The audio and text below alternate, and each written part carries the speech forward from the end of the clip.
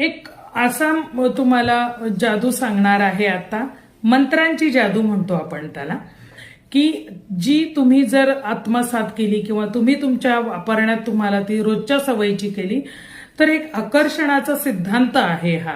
आकर्षण म्हणजे काही लोक त्याला वशीकरण म्हणतात, पण आपण वशीकरण नाही, कारण वशीकरण म्हणजे कुणाला तरी वशीभूत करणं असा त्याचा अर्थ होतो. पण मी मुळात स्वतः तांत्रिक नाही, ते कसं करतात मला माहीत नाही.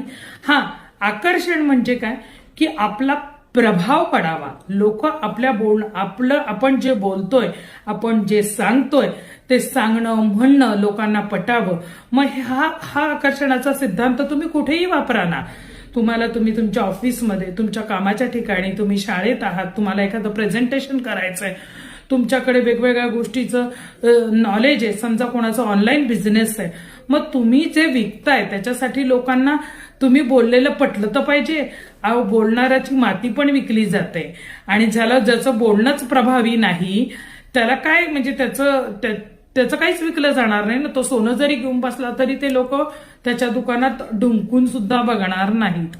मग आपल्या बोलण्याचा प्रभाव पडावा, आपल्या व्यक्तिमत्वाचा प्रभाव पडावा, एक सौंदर्य आकर्षण प्राप्त व्हावं, त्यासाठीचा तुम्हाला एक उपाय सांगते आहे. हळद घ्यायची आहे, चंदन घ्यायचं आहे, आणि केशर ओरिजिनल केशर, अशी केशराची एक डबी मिळते. फार काही महाग नसते, 300-350 रुपयाला, पण तुम्हाला रोज एवढंच केशर तर तुम्ही वापरू शकता. ते एक सहाण घ्यायचे, पूजेच्या दुकानामध्ये सहाण मिळते ज्याच्यावरती बाळाची घुटी उगाळतात बघा, तर त्याला सहाण म्हणतात. चंदन उगाळतात, विठ्ठलाला चंदन लावतात ना, ते सहाणेवर उगाळलेलं असतं. तर ते चंदन सारखं, म्हणजे तो चंदनाचं खोड घ्यायचं, हळद आणि केशर.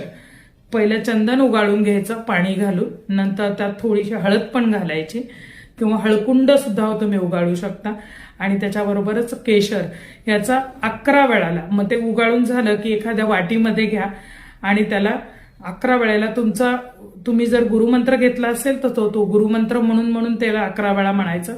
नसेल तर दत्तगुरूंचं नामस्मरण करा, नाही तर कुलदेवीचं. असं घ्यायचं आणि स्वतःच्या कपाळाला इथे लावा, इथे कंठाला लावा, आणि मग तुमच्या कामाला बाहेर पडा.